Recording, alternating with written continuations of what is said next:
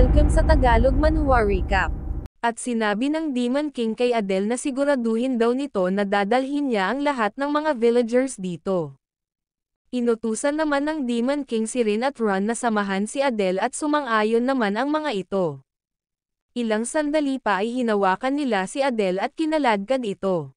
Napatanong naman si Hwayon kung ano raw ba ang gagawin ng Highness sa mga villagers. At sumagot naman ang Demon King na ang mga villagers lang daw ang pinagkakatiwalaan ng mga mermen. Kaya maaari dong makumbinsi ng mga villagers ang mga mermen na umalis sa lake upang makuha nila ang magic stone. Dahil kung maghahanap pa raw sila ng ibang lugar dahil lang dito, madidelay lang daw ang construction. At hindi niya raw alam kung gaano kahabang panahon ang masasayang nila. Ilang sandali pa ay makikitang nagliwanag ang lake. Napasabi naman si Sedna kay Ladger na naging kulay green daw ang magic stone. At makikitang umangat ang tubig. Napasabi naman si Ares na hinihigop daw ng magic stone ang tubig. Napasabi naman ang Demon King na sinasabi niya ng araw ba, ang bato daw na ito ang may pagkana ng lahat ng ito. Maya-maya pa ay makikitang bumaba na ang tubig. At makikitang napatingin silang lahat. At nilapitan ng mga mermen ang mga itlog. Ladger, sambit naman ni Sedna at nagtanong kung ano raw ba ang gagawin nila, manunood lang daw ba sila. At makikitang dumating na ang mga villagers at napatanong naman ang chief sa prince kung ano raw ba ang ibig sabihin nito. Ngunit sumagot lang ang Demon King na sakto lang daw ang pagdating nila. Pulutin na raw nila ang mga itlog bago pa maging huli ang lahat. Oh my, sambit naman ng babae at napatanong kung iyon daw ba ay itlog ng mga mermen. At napatanong naman ang isa kung ano raw ba yung greenstone na nasa gitna. Nang biglang nagsalita ang Demon King at nagsabing ito raw ay ang reality ng cave na desperate nilang pinoprotektahan. Ang malaking green daw na bato na nasa gitna ay ang sanhi ng lahat ng disaster na nararanasan nila rito. At dahil daw sa mga tidal waves na dinadala nito, wala raw tuloy mga tao na maaaring tumira sa cliff coast.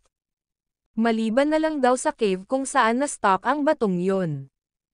Ito raw ba ay dahil sa ang lupang ito ay blessed, iyon daw ba ang iniisip nila? Ngunit ang reality daw ay iba. Dahil kung hindi raw dahil sa cave na ito, wala raw sanang mangyayaring tidal wave o disaster sa cliff coast sa simula pa lang. Silang lahat daw ay mga fool, naiintindihan daw ba nila ito? Ang cave daw na ito ay hindi blessing, ito raw ay isang curse. Napasabi naman ang isang babae sa tabi niya na kung ganun, ano na raw ba ang gagawin nila? Napatanong naman ang isa kung sinasabi raw ba nito na umalis sila. At napatanong naman ang lalaki kung saan daw ba sila pupunta, paano raw ang mga mermen, iiwanan daw ba nila ang mga ito. Ngunit nagtanong lang ang Demon King kung ano pa raw ba ang ginagawa nila. Kung gusto raw talaga nilang iligtas ang mga mermen pulutin na raw nila ang mga itlog nito. Napasambit naman ang chief na kung ganun, ang rason daw ba kung bakit pinatawag sila ng prince ay, ngunit nagtanong lang ang Demon King kung gusto raw ba nilang iligtas ang mga mermen. At makikitang nagkatinginan ang mga villagers, at ilang sandali pa ay bumaba na sila at nagsimulang pulutin ang mga itlog ng mga mermen. At makikita namang nagkumpulan ang mga mermen. Napasabi naman si Tai na mukhang hindi raw cautious sa mga villagers ang mga bastards na yon. Sinabi naman ng Demon King na sa tingin niya raw pinagkakatiwalaan ng mga ito ang mga villagers since ang mga ito raw ay hindi mga outsiders na gaya nila. Sinabi naman ng isang villager sa isang merman na sinasabi raw nila na maaari silang mamatay rito sa uhaw kapag nanatili sila rito. Kaya sumama daw sila sa kanila sa labas. At makikita ang reaksyon ng mga mermen. At maya-maya pa ay makikitang dahan-daang nagpalit ng anyo ang isa bilang isang magandang lalaki. At makikita ang pagkagulat ng babae. Salamat daw sa pagtitiwala nito. Lumapit naman ang isa at nagtanong kung sino raw ba iyon at sumagot naman ang babae na iyon daw ay ang kanyang first love. At ilang sandali pa ay makikitang nagpalit na rin ng anyo ang iba pang mga mermen. Pinapakita nila kung sino ang gusto mo, sambit naman ng Demon King sa kanyang isip. Hindi raw ba't ito ay ang greatest temptation sa mga tao? Sa kanyang experience daw so far, mahina daw ang mga tao pagdating sa emotion. Kaya maaari niya rong gawing ultimate bait ang mga ito upang pag-isahin ang mga mayayaman at mga royalty ng Jerlela. Pumunta lang daw siya rito para sa tunnel construction, ngunit ang outcome daw na ito ay higit pa sa kanyang inaasahan. Ilang sandali pa ay nagtanong ang chief sa prince kung ano na raw ba ang gagawin nila ngayon. Sinabi naman ng Demon King na i-assist daw sila palabas ni Sedna upang hindi ma-dehydrate ang mga itlog ng mga mermen. At sinabi naman ni Sedna na siya na raw ang bahala rito. Nagtanong naman si Adele kung paano naman daw ang Highness at sumagot naman ang Demon King na take care niya raw muna ang magic stone na yon. Dahil kung hahayaan lang daw nila ito ng ganito, patuloy daw na malalagay sa panganib ang lugar na ito. Sinabi naman ni Adele na kung ganun sila na raw ang bahala sa mga mermen. Alright, sagot naman ng Demon King. At biglang nagpasalamat si Adele at humingi rin siya ng tawad. Ang akala niya raw kasi masamang tao ang Highness. At umalis na siya. Sinabi naman ng Demon King kay Huayon na bakit hindi raw nito sundan si Sedna ngunit sumagot lang si Huayon ng no thanks. Siya raw ang guard ng Highness kaya priority niya raw ang kaligtasan nito. Napasabi naman ang Demon King sa kanyang isip na para sa isang tao na nakalista ang pangalan sa Book of Lajir napakatigas daw ng taong ito. Gusto niya raw sanang umalis muna ito saglit ngunit mukhang hindi raw iyon mangyayari. Ilang sandali pa ay pinuntahan na nila ang Magic Stone. Ngayon, sambit naman ng Demon King at nagsabing paano raw ba nila di-dispatcha ang inconvenient lump na ito. Nagtanong naman si Huayon kung maaari niya raw ba itong slice. Sinabi naman ng Demon King na baliwala raw kahit na hatiin pa ni Huayon ang itaas na parte nito dahil malalim daw ang pagkakabaon nito. At inutusan niya si Tai na bunutin ito, sumang-ayon naman si Tai, at nagtaka si Huayon. Sinabi naman ni Tai na kung ganun bubunutin niya na raw ito. Napasabi naman si Huayon na alam niya raw na hindi ordinaryong tao si Tai ngunit hindi raw ba't napakahirap na bunutin ng bagay na ito ng bare hands lang. Maya-maya pa ay sinimulan na itong bunutin ni Tai, nabunot niya na ito, na siya namang ikinagulantang ni Huayon. Sinabi naman ni Tai na mukhang hindi naman daw pala malalim ang pagkakabaon nito. Nag-alala raw siya na baka mag-collapse ang cave pag binunot niya ito ngunit mukhang ayos lang naman daw pala. Your Highness, iyon ba ay magic, o sadyang magaan lang ang bato na yon? Tanong naman ni Huayon sa prince. Hindi sagot naman ng Demon King at nagsabing sadyang napakalakas lang daw talaga ni Tai. At, makalipas ang ilang sandali, ay makikitang umakyat na sila. Sinabi naman ni Huayon na magtiis lang daw sila ng kaunti, malapit na raw sila. At ilang sandali pa ay nakalabas na sila. Good work everyone, sambit naman ni Tai. Sinabi naman ni Ares na ang kapangyarihan daw ng mga fairies ay napaka-incredible. Hindi raw kapanipaniwala na nakagawa sila ng hagdanan na nag-connect mula doon sa cave papunta rito sa cliff. Sa ganitong klase raw ng ability, siguradong madali lang daw silang makakagawa ng undersea tunnel. Ngunit sinabi ni Rin na pagod na raw siya at inaantok at sinabi naman ni Ron na siya rin daw. At makikitang tila wala ng lakas ang dalawa. Ray, sambit naman ng Demon King at makikitang biglang nag-transform si Ray at kinarga ang dalawang fairies. Napasabi naman si Ares na mukhang pagod na raw sila. Mukhang napakalaki raw ng kapangyarihan na nagamit nila ngayong araw. At, dugtong naman ng Demon King at nagsabing oras na raw para matulog ang mga bata. Mukhang natapos na raw ang buong araw habang nag-be-venture sila doon sa loob ng cave. At tama, Your Highness, sambit ni Tai. Ano yon? Sagot naman ng Demon King, at sinabi naman ni Tai na paglipas daw ng gabing ito, pagsapit ng madaling araw, New Year na raw. Talaga ba? Sambit naman ng Demon King. Oo, sambit naman ni Tai at nagsabing mukhang ang bilis daw ng paglipas ng panahon sa taong ito. I see, sambit naman ng Demon King at nagsabing ito raw ang unang New Year niya habang nasa katawan ng isang tao. Sinabi naman ni Ares na ngayon daw ay ang Black Salamander's Year. Hehe, sambit naman ni Tai at nagsabing sinabi raw ni Ares na ngayon daw ay ang Black Salamander's Year. Masaya ka, sambit naman ng Demon King. Oo, sambit naman ni Tai at nagsabing sa tingin niya raw magiging great ang taon na ito. At ilang sandali pa ay may nakita silang shooting star.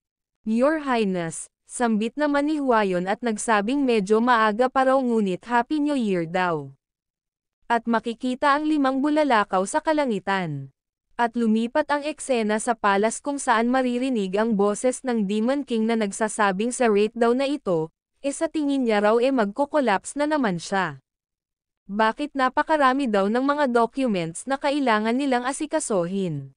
At tinanong niya si Tai kung na-deliver na raw ba ang lahat ng sulat at sumagot naman si Tai ng syempre. Mayroon daw maraming mga nations na nag-propose ng alliance. Ngunit gaya ng instruction ng Highness, ini-reject niya raw ang lahat ng ito. Tanging ang Kanas lang daw ang tinanggap nila. Oo, sambit naman ng Demon King at nagsabing kailangan daw muna nilang magkaroon ng complete trade sa bawat nation. Hindi raw sila dapat na magmadali, dapat daw silang humakbang ng mayroong pag-iingat. At kung gusto raw nilang makipag-trade sa ibang mga nations, kailangan daw muna nilang tapusin ang undersea tunnel construction. Kaya so far, kamusta na raw ba ang progress ng undersea tunnel? Sinabi naman ni Tai na nagpadala raw ng reinforcement ang Queen ng mga fairies kaya banibihisan na raw nila ang paggawa. At ayon daw kay Ares, matatapos daw nila ang tunnel ng ahead sa schedule. That's a relief, sambit naman ng Demon King. At nagtanong naman ang Demon King kung kamusta naman daw ang Mermaid City. At, sa kabilang dako naman ay nagtaka si Adele nang marinig niya ang term na Merman Trainer. Oo, sambit naman ni Ares at nagsabing nag-declare na raw ang prince na ang lugar na ito ay tatawaging Mermaid City. Lahat daw ng nasa village ay magkakaroon ng authority na i-manage ang mga mermen at magkaroon ng trabaho. Ang lugar daw na ito ay magiging main tourist attraction. Isang theme park kung saan feature ang mga mermen at makipag-interact sa ibang mga nations. Nasa process pa raw sila sa paggawa ng bago nilang tahanan. Ngunit kapag natapos na raw ang lahat, magpapadala daw sila ng tao upang tulungan silang lumipat. At until then, pakiusap-alagaan daw nila ang mga mermen. At, ang sinaw man dong magnakaw at pumatay ng mermen ay magkakaroon ng malupit na parusa kaya wala raw silang dapat na ipag-alala. Sila lang daw ang tanging mga tao na allowed na mag-manage sa mga mermen. At, kailangan dong magbayad ng napakamahal na entrance fee ng mga tourist na gustong makakita sa mga mermen kaya siguradong mapupuno din daw ang mga bulsa nila. Makikita naman ang pagkagalak ng mga villagers at sinabi naman ng chief na kung ganun hindi niya raw alam kung papaano niya pasasalamatan ang Highness. Nagtanong naman ang babae ng ngunit mayroon daw bang mga taong magbabayad ng napakamahal na entrance fee para lamang makita ang mga mermen. Sumagot naman si Ares na may narinig daw siyang sabi-sabi na mayroon dong mga sikat na mga merchants at mga noble na papunta na rito sa Jerleila upang makita ang mga mermen. Wow! Talaga, sambit naman ng babae. At, lumipat ang eksena sa palasyo kung saan makikitang sumapit na ang gabi at sa loob ay naghihilik ang Demon King. Sinabi naman ni Tai na hindi niya raw alam kung mapapansin ng Demon King kung mayroong magbubuhat sa kanya ngayon. Bukas na raw ang Ocean God Festival, nagtataka raw siya kung magigising ito sa tamang oras. Ngunit sa ngayon, sa tingin niya raw kailangan niya muna itong pagsuotin ng pajama. At, sumikat na ang araw at makikitang nagsimula na ang festival. At makikitang tila nagising ng pilit ang Demon King. Ganising pala siya ni Tai sa pamamagitan ng bell. Hinawi niya ang kurtina at nagsabing napaka-refreshing at bright daw ng umaga. At sinabi niya sa Demon King na buksan na raw nito ang kanyang mata. At sumigaw si Tai na ngayon na bilasan na raw nila. Gumising na raw silang lahat. At makikita naman ang pagkainis ng Demon King. Nilublab niya ang mukha niya sa unan at nagsabing tumahimik daw si Tai, wag daw siyang gisingin nito. Gigising daw siya kung kailan niya gusto sa araw na ito. Sinabi naman ni Tai na ngunit magsisimula na raw ang Ocean God Festival ngayong araw. Talaga raw bang ayos lang para sa isang highly reputable na prince na miss out ang ganitong grand event? At makikitang napatahimik ang Demon King. Bumangon ang Demon King at nagsabing fine. At makikita namang nagunat si Sedna. Napamura naman ang Demon King at nagsabing hindi raw siya makapaniwala na gagawin niya na naman uli ang clown shit na yon sa taong ito. Humikab naman si Sedna at nagsabing kung ayaw dong gawin iyon ni Ledger wag niya raw itong gawin. Ngunit ini-stretch lang ng Demon King ang pisngi ni Sedna at nagsabing yon din daw ang gusto niyang sabihin. Ni bakit daw ba kasi ito gumawa ng ganitong klaseng event? Sumagot naman si Sedna na hindi niya raw alam, hindi niya raw alam. Noon daw, ano raw ba ang gagawin niya kung hindi ito gusto ni Ledger? Ipapatigil niya na raw ba ang event na ito simula ngayong taong ito? Kung ito raw ay magmumula sa Ocean God siguradong maniniwala daw sila. Napatahimik naman saglit ang Demon King at napasabing hindi. Ang Ocean God Festival daw ay kailangang i-open taon-taon sa hinaharap. Though ito raw ay isang napaka-annoying na pagtatanghal, ito raw ay isang napakahalagang stage dahil ipapaalam nito sa buong mundo na ang Jerleila ay pinoprotektahan ng Ocean God. At since ang dalawang pinakamahalagang karakter ng show na ito ay hindi maaaring hindi dumalo, ano raw ba kaya kung maghanda na sila at sumagot naman ng oo si Sedna. At, lumipat ang eksena sa bayan kung saan makikitang ini-enjoy ng mga mamamayan ang festival. Sa kabilang dako naman ay maririnig ang paghikab ng Demon King. Patapos na raw ang festival kaya maaari na raw sana silang umuwi at magpahinga. Kaya bakit gusto pa raw ni Sedna na pumunta rito? Sumagot naman si Sedna na ngunit gusto niya raw makita mismo ng sarili niyang mga mata ang scene ng festival. Lumingon-lingon si Sedna at siya ay napawaw napakarami rong mga totoong tao. Napakasaya niya raw. Sa loob daw ng 2,000 taon na ginaganap ang festival na ito, kailanman ay hindi niya pa raw ito nakita ng personal. Ano raw ba ang gagawin nila? Kakain daw ba muna sila, o manonood sila ng circus? Nagtanong naman si Hwayon sa prince kung bakit daw ba nito sinamahan si Sedna. Ngunit sumagot lang ang Demon King na sa tingin daw ba ni Hwayon sumama siya dahil lang sa gusto niyang sumunod sila sa kanya. At tinanong niya si Hwayon kung nag-aalala daw ba ito na gagawa na naman si Sedna ng trouble kapag lumabas ito ng mag-isa gaya nung dati at sumagot naman ng oo si Hwayon. Ilang sandali pa ay makikitang nagbigay galang ang mga tao sa prince.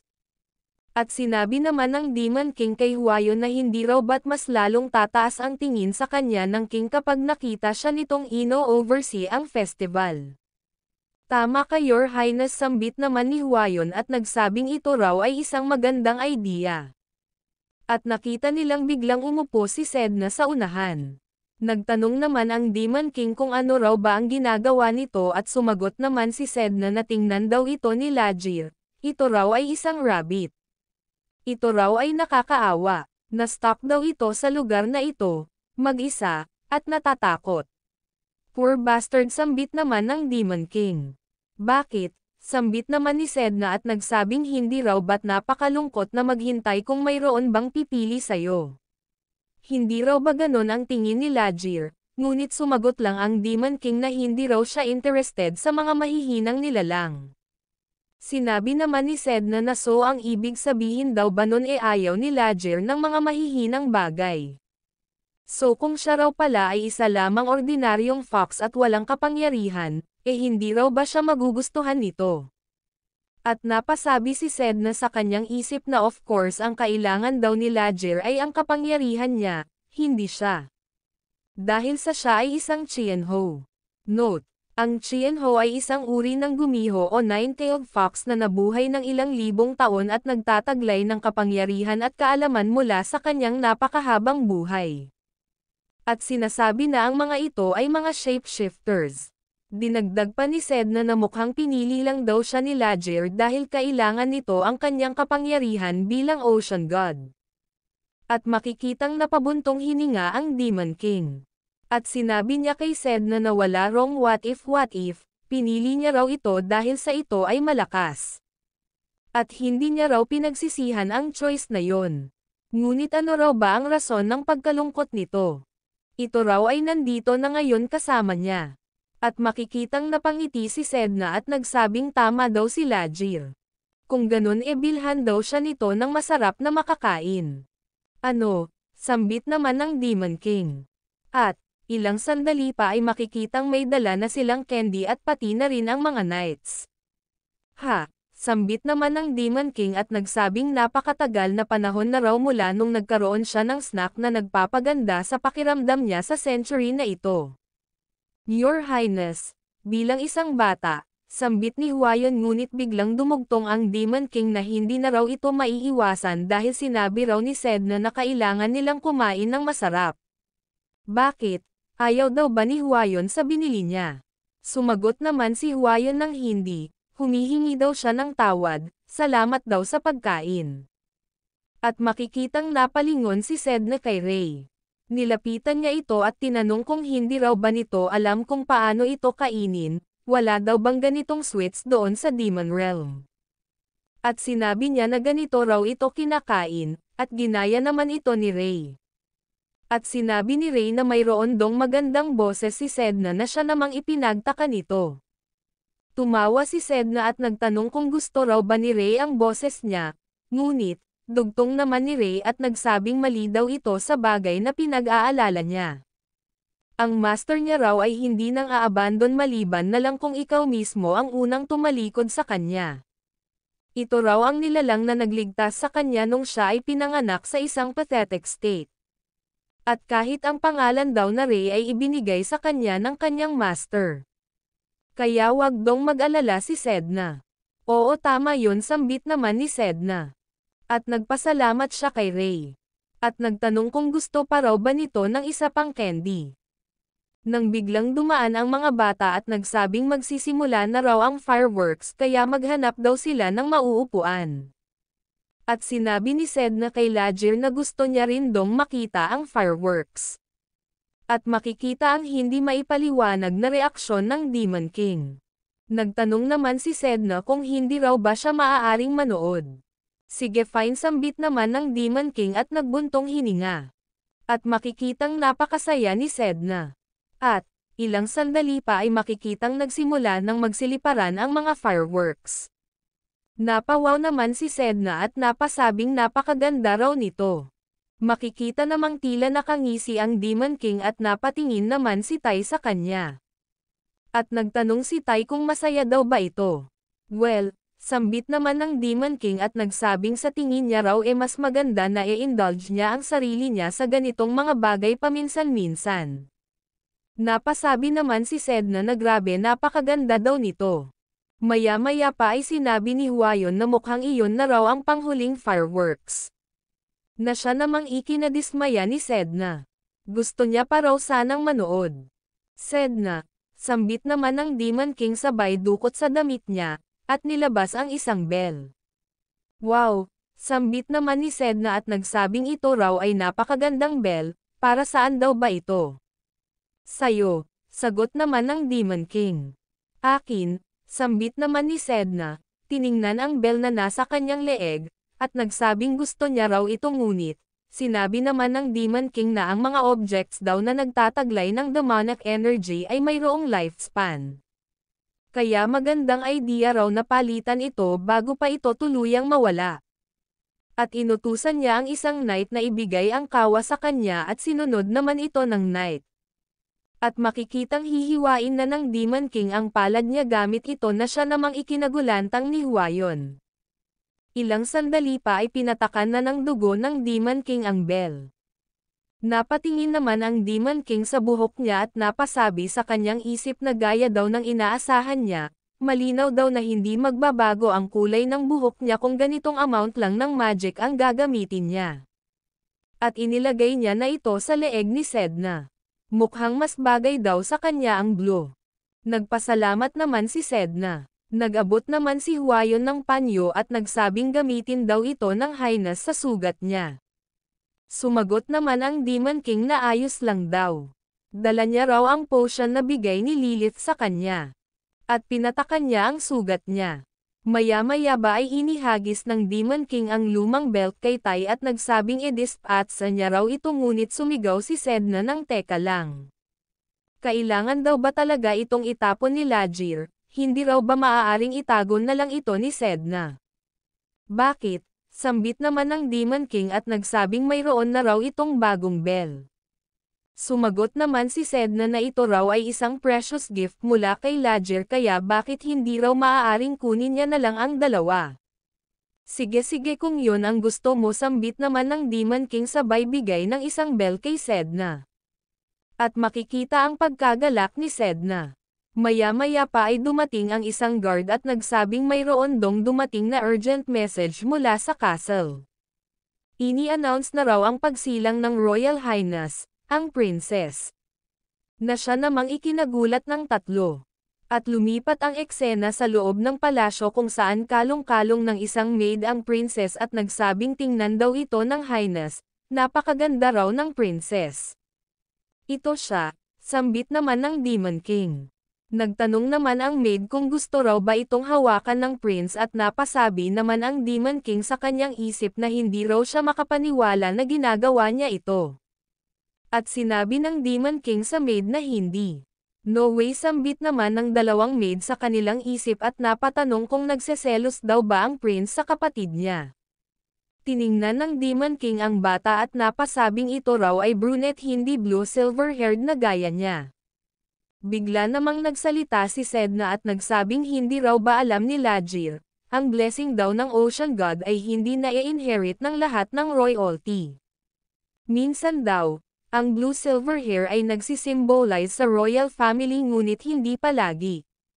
Hindi palagi, pagtataka naman ng Demon King. Sinabi naman ni Sedna na ang blue-silver hair daw ay na-inherit sa time of conception ng pagbubuntis.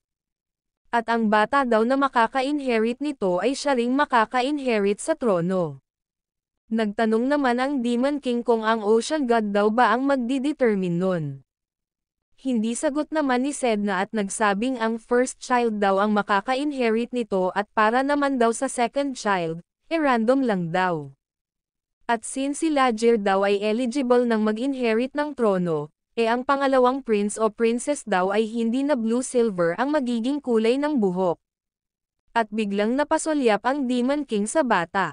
Nilapitan niya ito, hinimas ang pisngi, at makikitang napangiti ito. Napasabi naman ang Demon King sa kanyang isip na ang mga human babies daw ay napakarupok. At sinabi niya sa maid na sa bansang ito, maging ang isang princess ay maaaring mag-inherit ng trono hindi raw ba, na siya namang ikinagulantang ng maid at sumagot ng oo. I beg your pardon your royal highness, sambit naman ng isa pang maid at nagsabing napaka-abrupt daw nun, hindi niya raw naiintindihan ang ibig sabihin ng highness. Sumagot naman ang Demon King na kung siya raw ay mamatay o kaya naman mayroong mangyaring masama sa kanya, maaari daw bang pumalit sa trono niya ang batang ito. Dahil ang bansa daw na ito ay madalas na nagdi-discriminate sa mga kababaihan. Bigla namang yumukod ang isang maid, tinawag na Majesty ang prince at nagsabing paano daw sila magtatangka man lang makipag-argue laban sa qualifications ng monarch na itinalaga ng isang god. Kaya pakiusap wag daw sabihin ng highness ang mga bagay na ito. Dahil iyon daw ay hindi lamang isang 1 in a million chance, kundi iyon daw talaga ay napakalabong mangyari. Since 16 na taon na ang nakakalipas, ang highness daw ay ipinanganak na mayroong shining blessings. At personal na tinanggap ng God ng 2 kamay. Ito raw ay nakatanggap ng stigmata mula sa Ocean God, at ito raw ay ang future ng Jerleila. Kaya pakiusap wag daw itong mag-alala sa ganitong mga bagay. Napasabi naman ang Demon King sa kanyang isip na once daw na ma-fulfill niya na ang wish ng Dumb Prince na yon makakalaya na raw siya mula sa katawang ito at ito ay mamamatay. Yun lang daw ang dahilan kung bakit na itanong niya yon. Ngunit mukhang na misunderstood daw ito ng dalawang ito at inisip na binabalak niyang saktan ang bata. At sinabi ng Demon King na hindi raw ba nabanggit nila kanina na ang pangalan ng batang ito ay Charlene, o yes sagot naman ng maid. Ito raw ay si Princess Charlene Lugerlela. At makikitang dinampi uli ng Demon King ang daliri niya sa pisngi ng bata. At sinabi ng Demon King sa maid na alagaan daw nila ng mabuti ang batang ito upang ito ay aking malusog. Ano, pagtataka naman ng maid. Ngunit sumagot lang ang Demon King na iyon daw ba ay isang weird na request, kapatid niya raw ito. At sinabi naman ng dalawa na syempre hindi. Makakaasa daw sa kanila ang Highness. At, ilang sandali pa ay umalis na ang Demon King at si Sedna. Sinabi naman ni Tai na kanina niya pa raw hinihintay ang Highness. Ha, sambit naman ng Demon King at nagtanong kung mayroon daw bang nangyari. At sumagot naman si Tai na bumalik na raw ang kalapati. Ho ho, sambit naman ng Demon King at nagsabing ang ibig daw bang sabihin ni Tai nag-reply na sila. Ilang sandali pa ay pinuntahan na nila si Zadkiel at nagtanong naman si Sedna kung kamusta na raw ba ang langit. Sumagot naman si Zadkiel na sinabi niya na raw sa Heavenly King ang tungkol sa demon attack. At bigla siyang nag-transform. At dinagdag pa ni Zadkiel na tungkol naman daw sa Demon King, nakatanggap daw siya ng order na i-report ang mga information tungkol sa movements ng Demon Tribe. So ang Heavenly King ang nagbigay sa iyo ng command, sambit naman ng Demon King at nagtanong kung alam na raw ba ng bastard na yon ang tungkol sa bagong tribe ng mga demon. Well, oo, tama yon, sagot naman ni Zadkiel. Sumagot naman ang Demon King na ito raw ay nakakagulat. Dahil base raw sa kadalasan na behavior ng bastard na yon, sa tingin niya raw ito ay magiging impatient at magiging uninterested na naman sa pagkakataong ito. Umubo naman si Zadkiel, humugot sa damit niya, at nagsabing pakiusap tingnan daw ito ng Demon King. At tiningnan na nga ito ng Demon King at makikitang ito pala ay isang mapa at mapapansin na mayroon itong mga marka. At tinanong niya si Zadkiel kung ano raw ba ang mga pulang bilog na ito na nakalagay sa mapa. Sumagot naman si Zadkiel na iyon daw ay isang mahalagang tanong. Silang mga angels daw ay nagkalat sa buong mundo, binigyan ng task na mag-obserba, mag-record, at i-report ang buhay ng mga tao. At ang mga lugar daw na mayroong mga marka ay ang lugar kung saan umatake ang bagong demon tribe. At makikitang pinagmasdan ito ng lahat. Napasabi naman si Sedna na napakarami daw ng lugar na ito at sinabi naman ni Tai na hindi lang daw ito isa o dalawang lugar. At sinabi naman ng Demon King na 23 daw lahat-lahat. Sinabi naman ni Zadkiel na patuloy pa rin dong inire-record ang mga pag-atake at ang bilang daw na ito ay posible pang tumaas. At yun daw ang dahilan kung bakit may gusto siyang i-request sa Demon King. At sinabi naman ng Demon King na sige magsalita daw ito ng maayos. Depende raw kung paano nito ito sasabihin, maaari niya rong i-grant ang request nito o kaya naman lumipad ang kanyang kamao. Na siya namang ikinagulantang ni Zadkiel. At sinabi ni Zadkiel na na-awaken na raw ang bagong Heavenly King. Na-awaken, yung heavenly fruit na pinulot ng mga fairies kailan lang, sambit naman ng Demon King. Oo sambit naman ni Zadkiel at nagsabing salamat daw doon, ito raw ay ipinanganak na malusog. Ang bagong Heavenly King daw ay higit na napakalakas kumpara sa mga nagdaang Heavenly King at mas pure daw ang kulay nito kumpara sa ibang mga nilalang na nasa langit. Sumagot naman ang Demon King na ano naman daw ang kinalaman niya doon. Umayos daw ito sa pagsasalita niya baka ma-offend daw siya nito. Anyway, sambit naman ni Zadkiel at nagsabing inutusan daw siya ng bagong Heavenly King na ipaabot ang pasasalamat niya sa ginawa raw na pagprotekta sa kanya ng Demon King. At, Ni-request din daw nito na kung sakaling magkita raw silang dalawa, wag daw nitong banggitin ang pangalan niya. Sumagot naman ang Demon King na bakit niya naman daw babanggitan ang pangalan ng bastard na yon. At ni paano niya naman daw mamimit ang bastard na brat na yon iyon ay nasa langit. Iyon ay, sambit naman ni Zadkiel at nagsabing ang susunod daw na Heavenly King ay hindi nag-reside sa langit. Na siya namang ipinagtaka ng Demon King. Ang susunod daw na Heavenly King ay umalis sa langit matapos nitong matanggap ang kanyang pangalan mula sa kasalukuyang Heavenly King. Ano? Sambit naman ni Tai at nagtanong kung tumakbo daw ba ito. Sumagot naman si Zadkiel na sadyang ito raw ay nag-outing lang.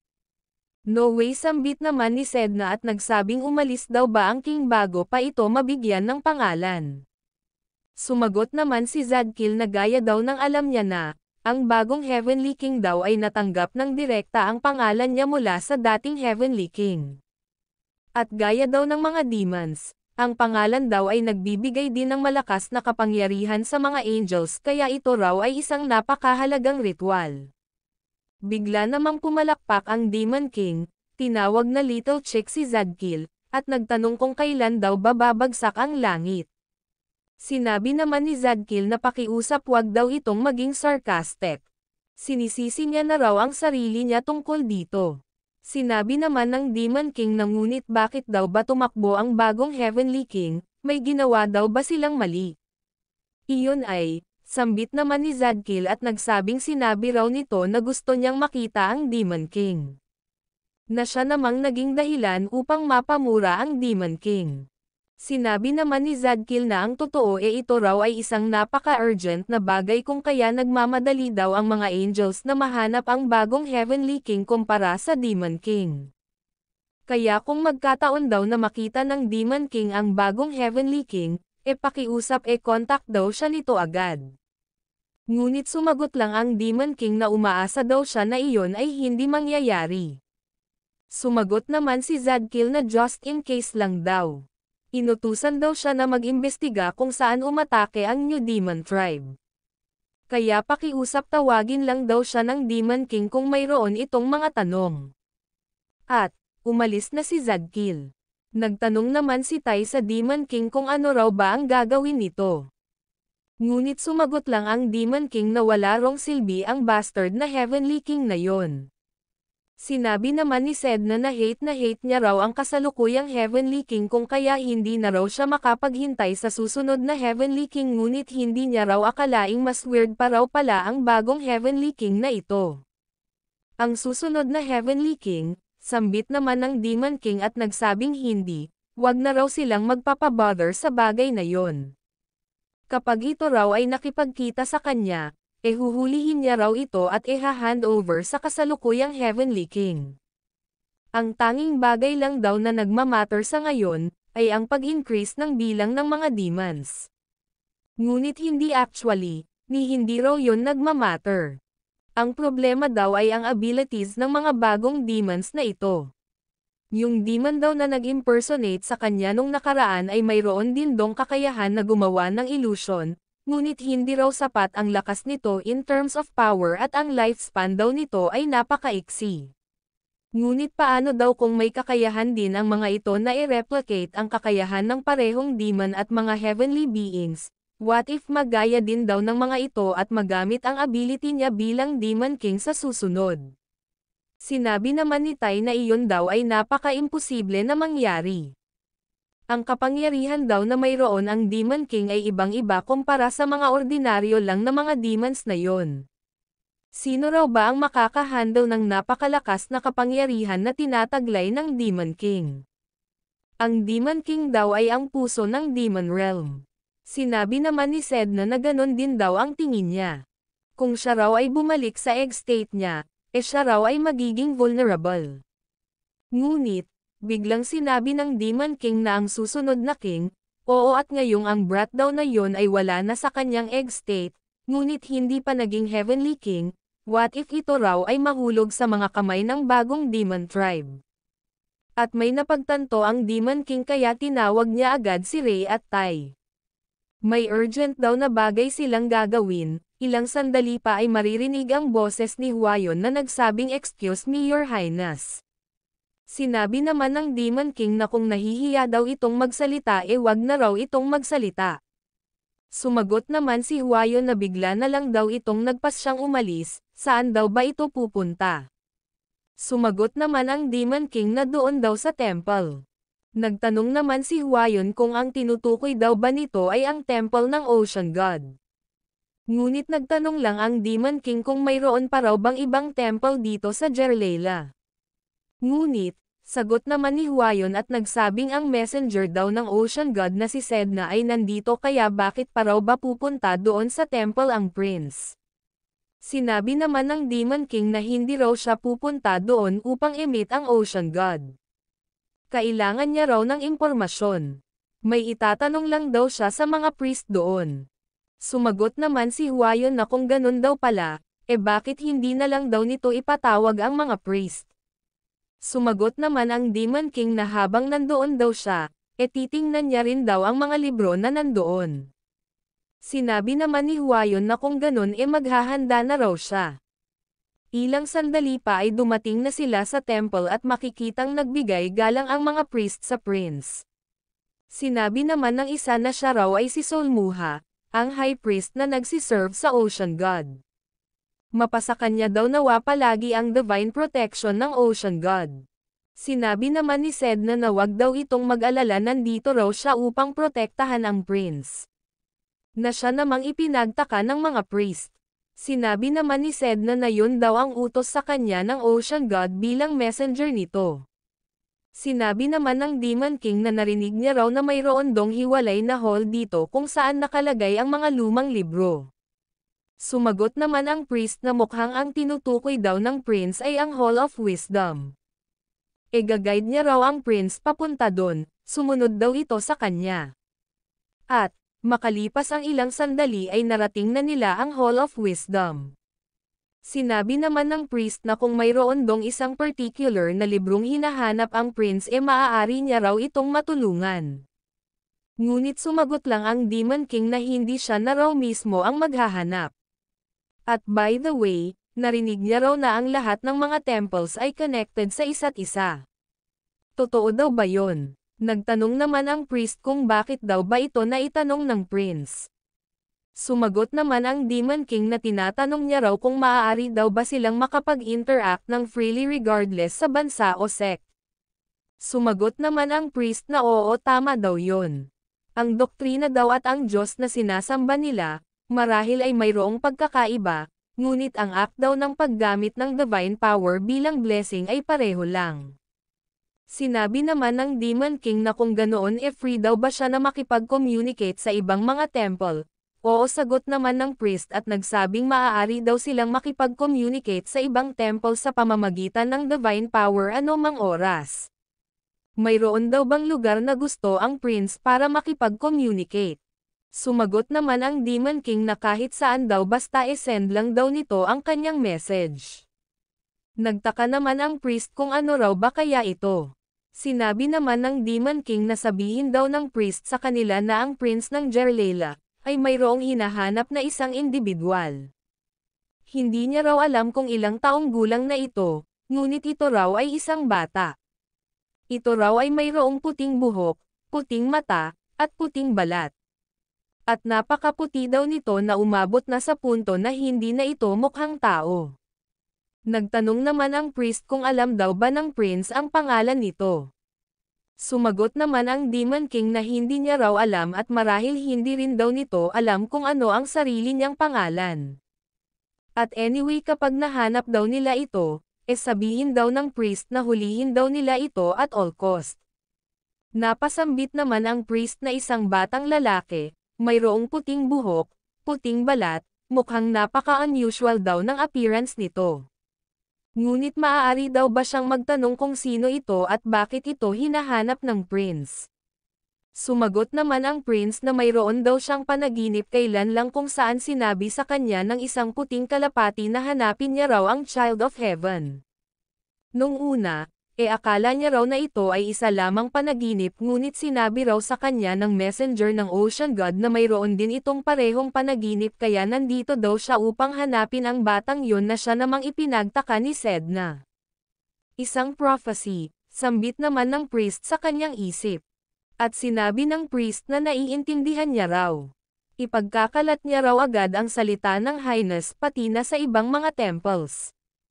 At makikitang lumabas na ang mga priest. So ito pala ang dahilan kung bakit ka pumunta rito Lajir, sambit naman ni Sedna at nagsabing good thinking. Sinabi naman ng Demon King na sa kapangyarihan daw na mayroon ang prince, kailangan niya raw itong i-take advantage hanggat kaya niya. Moreover, kung ito raw ay i-refer nila bilang prophecy, gagawin daw ng mga priest ang lahat upang sila rin ay makabenefit. Puro lang daw authority ang nasa isip ng mga ito at pagprotekta sa kanilang mga dignity. Kaya bakit daw siya tutulad sa kanila? Sinabi naman ni Sedna na tama daw yon. Pinalayas daw siya dahil sinasabi daw ng mga angels na ang karangalan at batas daw ang mahalaga. Tinawag din daw siyang selfish ng mga ito at sinabihang disgrace ng mga celestials. Sinabi naman ni Tai na dahil daw sa prophecy na ito, siguradong gagalaw daw ang lahat ng mga temple sa buong mundo. Sinabi naman ng Demon King na ang pakikipagkontrata daw sa mga tao ay hindi exclusive ability na tinataglay ng mga celestials. At salamat daw dito, natrap daw siya sa katawan ng bastard na prince na ito. At sinabi ng Demon King kay Huayon na magmula daw ngayon, wag daw nitong hahayaan na mayroong makalapit na suspicious na tao sa palace. Sumagot naman si Huayon na naiintindihan niya raw. Sinabi naman ni Sedna na ngunit wala daw siyang naririnig tungkol sa demon contract. Ang demons daw kasi ay walang mga temple. Sinabi naman ni Tai na dahil sa ang mga demons daw ay walang divine power. Ang mga tao daw ay nagsiserve sa mga celestials upang magkaroon sila ng divine power. Hindi naman daw sila mali sa paniniwalang yon dahil ang holy power daw na yon ay itinuturing din na power of the gods. Sinabi naman ni Sedna na ang mga demons daw ay gumagamit din ng power of the gods kaya hindi raw ba't pareho lang yon. Sumagot naman si Tai na oo raw ngunit wala dong nakakasiguro na hinati ng Creator God ang kanyang kapangyarihan sa dalawang entities which is ang heavenly at ang demonic entity hindi raw ba. Sinabi naman ni Sedna na ngunit ayon daw sa mga kwento na narinig niya, nilikha daw ng Creator God ang mga demons at mga celestials mula sa kanyang divine power at magic na parehong tinataglay ngayon ng dalawang entity na ito. Sinabi naman ni Tai na wala na raw silang magagawa tungkol dito. Ang general perception daw sa mga demons ay negative kaya kahit na raw ang mga temples ay iniiwasan sila. At speaking of demons, mayroon dong superstitious belief na ang race na ito ay nagdadala ng curse imbes na blessing. Sumagot naman si Sedna na natatakot din daw siya sa curse. Ngunit ano raw ba itong kanina pang masinsinang binabasa ni Lajir? Sumagot naman ang Demon King na ito raw ay ang record ng mga tao na nagkaroon ng contract sa mga demons. Nagtanong naman si Sedna kung ano raw ba ang gagawin niya rito. Sumagot naman ang Demon King na gagawin niya raw itong mga subordinate. Sinabi naman ni Sedna na ngunit hindi raw ba't napakahirap nun since na sa kanyang human form ito ngayon. Sinabi naman ng Demon King na oo napakahina niya raw ngayon at yun daw ang dahilan kung bakit si Tai ang mag-take over nito para sa kanya na siya namang ikinabigla ni Tai. Tumawa siya ng pilit at nagsabing ngunit paano niya tatangkaing gawin yun sa harapan ng King. So ayaw mong gawin? Tanong naman ng Demon King at napilitan namang sumigaw si Tai ng hindi, gagawin niya raw ito. At itiniklap na ng Demon King ang libro. Sinabi naman ni Sedna na ngayon, paano daw nila mahahanap ang mga tao na nagkaroon ng contract sa mga demons at madala papunta sa kanilang side? Intimidate daw ba nila ang mga ito? Sinabi naman ng Demon King na iyon daw ay hindi bad idea ngunit mayroon dong mas magandang paraan. Ayon daw sa libro na ito, yung mga tao raw na nagkaroon ng contract sa mga demons, ay hindi na winelcome sa kanilang bansa o saan mang bansa. Yung mga nagkaroon daw ng contract sa mga Celestials ay nakatanggap ng stigmata at hinirang bilang mga high priest. Samantalang ang mga demon contractors naman daw ay nagmula sa marginalized lower classes na lipunan. At ang mga ito raw ay itinuring bilang mga villains at niligpit ng mga taong mayroong contract sa mga Celestials. At kahit na nakatakas pa raw ang iba sa mga ito, nahahantong lang daw sila sa isolation at nagpakamatay.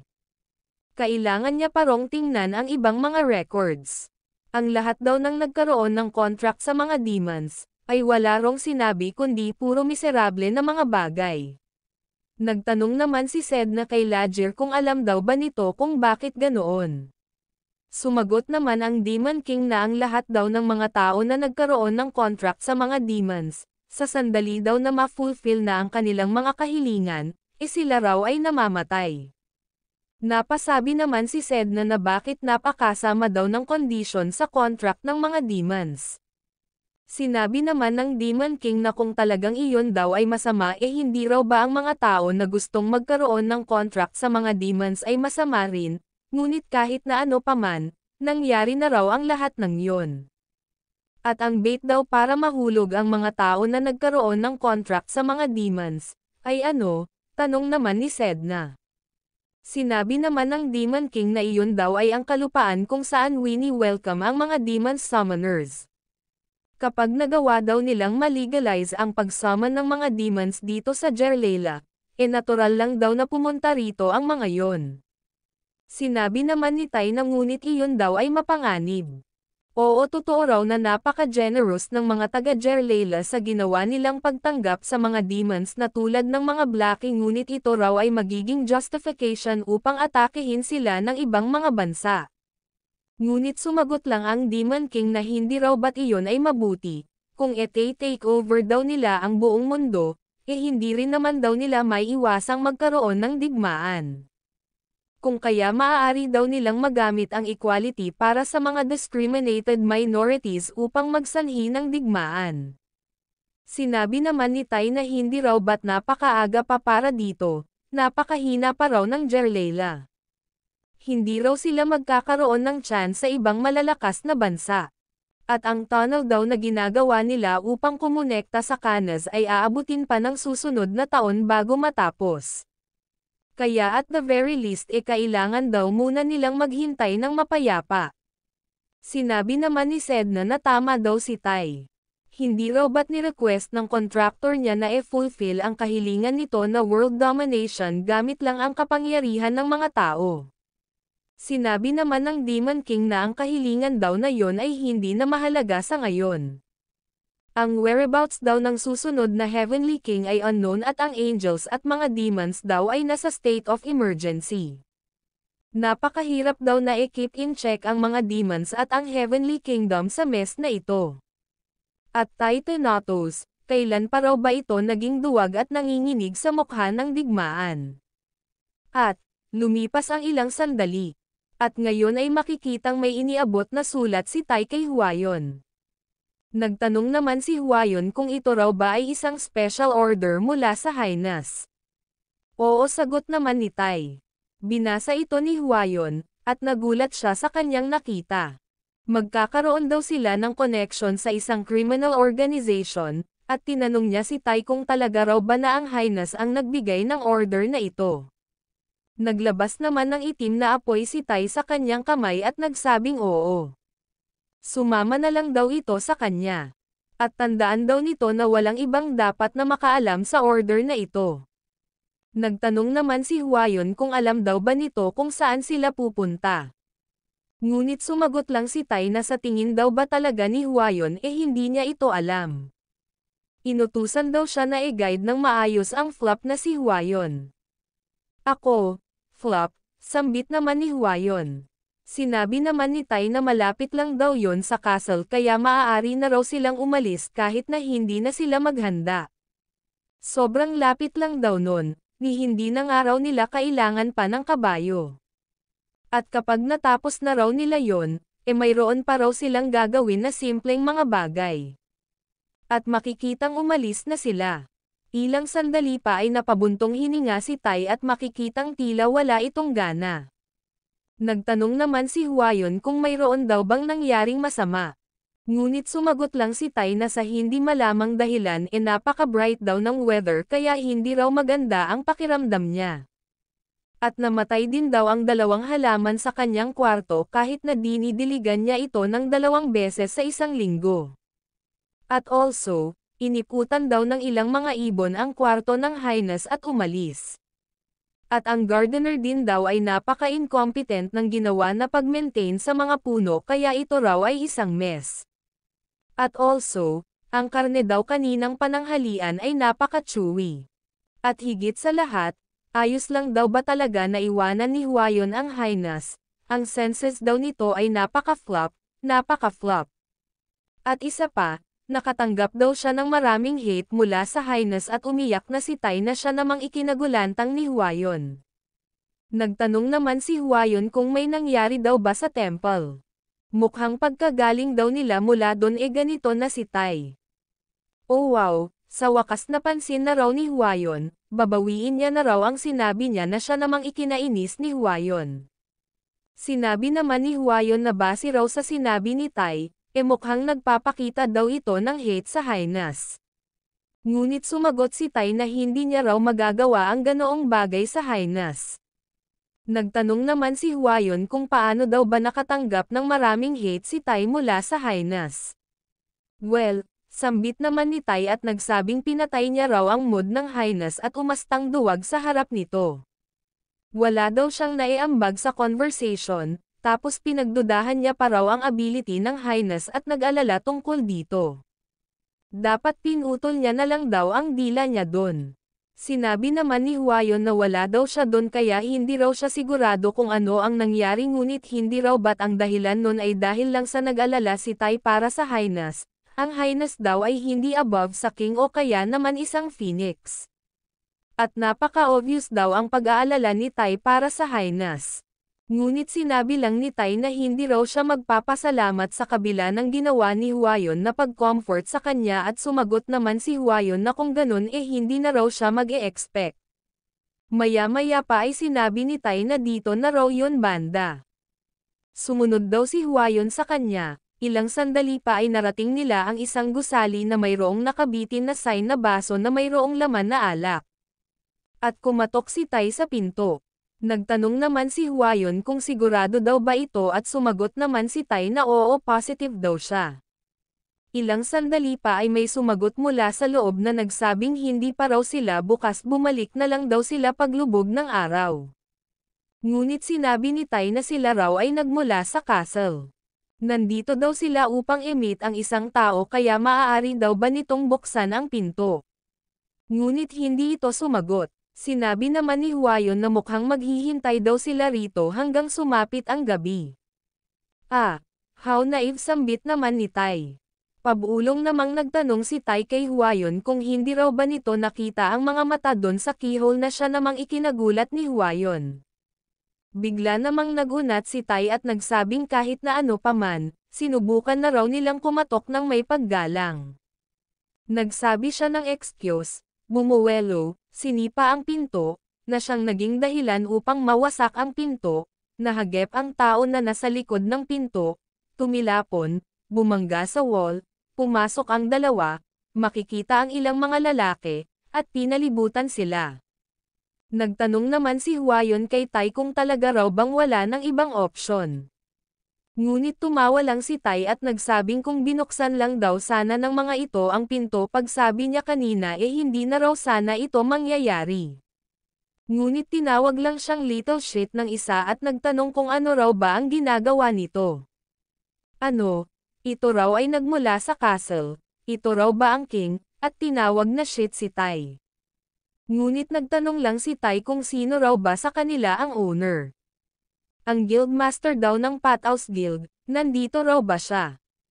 Ngunit nagtanong lang ang isa kung sino raw ba ito, bakit daw ba nito hinahanap ang guildmaster nila? Umalis na lang daw ito ng tahimik kung ayaw nitong mamatay sa bagbog. Well tingnan daw ni Huayon, ayaw daw makinig ng mga ito. Kaya kung hindi raw nakakaintindi ng salita ang mga ito, papatayin niya na lang daw silang lahat. May dumating naman na isa at nagtanong kung ano raw ba ang pinagsasasabi ng son of a bitch na ito. At inutusan niya ang mga tauhan niya na ipakita daw nila sa mga ito ang reality. Sinabi naman ni Hwayon na ito raw ang pinili nila. Makikita namang naglabas ng magic stone si Tai, nag-release ng magic energy, at inatake ang mga lalaki. At, ilang sandali pa ay humandusay sa sahig ang mga lalaki. Napatanong naman si Hwayon sa kanyang isip kung magbabayad daw ba sila sa lahat ng damages na ito, hindi niya raw alam, hindi naman daw siya ang gumawa nito. Bumangon naman ang isang lalaki at nagsabing i-identify daw ni Tai ang sarili niya, sino raw ba siya. Ngunit sumagot lang si Tai na sinabi niya na raw kanina pa, siya raw ay nagmula sa castle. At ipinakita niya ang isang bracelet. Nagulat naman ang lalaki nang makita ito at napasabi sa kanyang isip na ang blue-silver bracelet daw na ito ay sumisimbolo sa royal family. Sinabi naman ni Hwayon na patawad daw sa pag-bother sa kanila ng unintentional.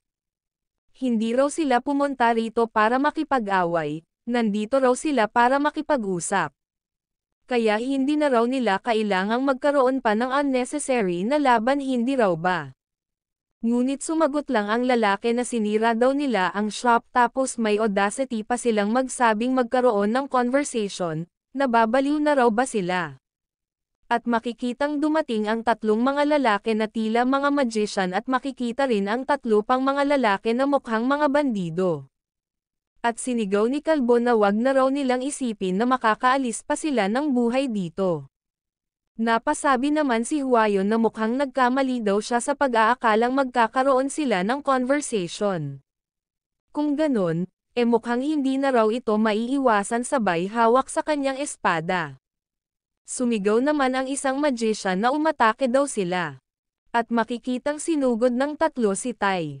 Ngunit, makikitang nasa likod na pala ng tatlong magician si Hwayon at isa-isang inatake ang mga ito.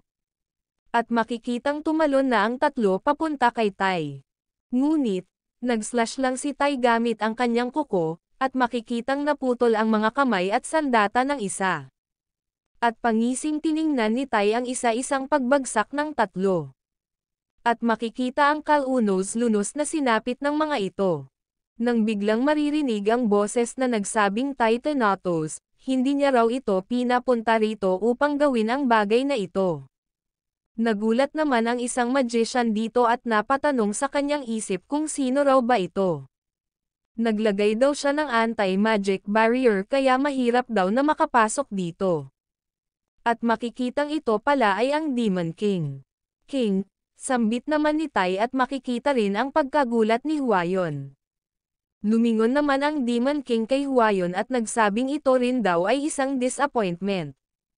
Patawad Your Majesty, sambit naman ni Hwayon. Majesty, pagtataka naman ng lalaki at napasabi sa kanyang isip na ang blue-silver na buhok na ito, hindi raw ba kaya na, ito ay si Prince Lajir. Nang biglang tinapakan ng Demon King ang ulo ng lalaki at nagsabing kung na-notice na raw nito, tumingin daw ito sa ibaba. Sinabi naman ng Demon King kay Tai na pumunta daw siya rito dahil sa nag-alala siya, walang iba, kundi sa isang loose horse. Humingi naman ng tawad si Tai at nagsabing nakagawa daw siya ng grave mistake. Hindi niya raw ito mapigilan. At makikita ang pagkadismaya ng Demon King. At sinabi ng Demon King kay Tai na since gumawa raw ito ng mess sa lugar na ito, siya raw ang responsible sa paglinis ng lahat ng ito. Sumagot naman si Tai na naiintindihan niya raw. Sinabi naman ni Hwayon na mukhang ang tao raw na hinahanap nila, mukhang wala raw dito ang Guildmaster. Sinabi naman ng Demon King na hindi na raw mahalaga kung nandito pa o wala ang Guildmaster. Basta't may isa lang daw dito sa Pates Guild na confident enough, sapat na raw yun. Sinabi naman ng lalaki na kung ang Guildmaster daw ang hinahanap nila, maaari niya raw itong i-contact para sa kanila. Siya raw ang owner sa lugar na ito at tinawag niyang Majesty ang Prince. At lumipat ang eksena sa Royal Castle.